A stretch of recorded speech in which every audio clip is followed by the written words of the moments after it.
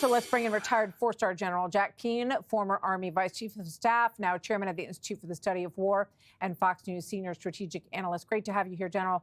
Want to get in a few topics here.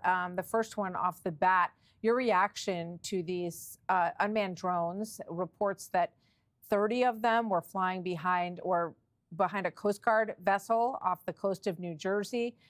Lots of civilians detecting them in the sky, and literally no answers, no statement from DOD, no statement from the FBI. What do you think's going on here? Well, I think it's a debacle, to be quite frank about it. I mean, this reminds us all of the spy balloon incident, when we should have shot the thing down before it entered the U.S. coast, and Northcom commanders said it was not an imminent threat. But then it came down through Canada, through plenty of wilderness. It was heading for the United States, and they were worried about injuring somebody in the wilderness. Yeah. And then they sit over nuclear sites. Remember that, Martha? Yes. And to the average American person who saw it and said, well, wait a second. Our government's been telling us for days this is not a threat, and it's sitting over our nuclear field. Obviously, it was a threat, and then we finally shot it when it exited the United States. What happened as a result of that? It undermined the American people's confidence in its government to make proper decisions to protect them. And here it is unfolding once again, and that's why I mean it's a debacle. We got to take charge of this, put somebody in charge. I would suggest the Department of Defense. Why? Because they have first of all, they're more the target than anybody else, military bases. Number two, they have all the tracking devices, radars. They can fly drones to follow drones. They can fly helicopters to follow drones to figure out where they're coming from, at least where they're going. And at some point, I believe we're going to shoot one of them down in a wilderness area so we understand maybe who owns that technology. I mean, it's crazy to think that. Pin the rose on. How is it possible that?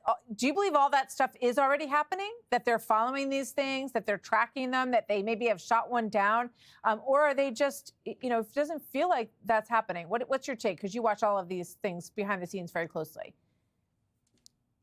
Well, I don't think we're doing that to the degree that we should. I mean, look at Admiral Kirby's statement.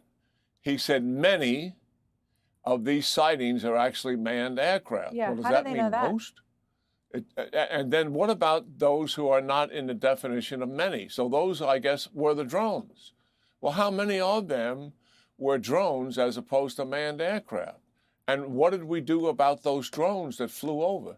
If you recall, this month, last year, 17 days over Langley Air Force Base, these drones were flying. There was no dispute that these were manned aircraft. The commander and his officers were standing on top of their headquarters building because the drones came by after sunset. And they were looking at them and counting them, and they described them in terms of their size, length, etc. Right. The speculation in the Pentagon at that time was they were likely a foreign source, China or Russia, but they couldn't pin the rose on it. You would think by now we'd figure out how to pin the rose if this is a foreign source and then be very transparent with the American people. Yeah. This is another public relations nightmare for the American people. I think people expect a lot more for the money that's going into the Department of Defense. At least some answers would be nice about what they understand. Real quick before I let you go, sir, because I wanted to get into this with you as well.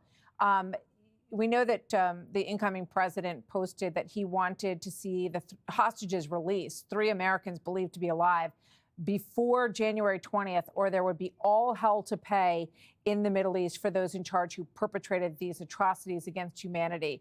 Is that what is happening right now? Do you think a deal is underway? Well, I think a deal was underway before he made that statement, and certainly his statement is likely helping, given I know the Iranians are not looking forward at all to the Trump administration. Iran pushed Hezbollah to make the deal with Israel that did take place. And I wouldn't be surprised if Iran is not pushing the successors to Sinwar. Remember, they never wanted to cut a deal until the Israelis pulled out of Gaza. All my Israeli sources are telling me they're not leaving Gaza. They're going to be there for a few years to guarantee that Hamas does not rise again. So this deal seems to have some reality to it. Remember all the hype around the rest of the deals that were going to take place between Hamas and the Israelis, and they never came to fruition? This one seems to have a little bit more leg to it, but we'll see. Hopefully it is what it is, and we'll get some hostages home. I hope so. We need to get these people home, and hopefully by the inauguration. Thank you so much, General. Always great to have you here. Thank you, sir. Hey, Sean Hannity here. Hey, click here to subscribe to Fox News YouTube page and catch our hottest interviews and most compelling analysis. You will not get it anywhere else.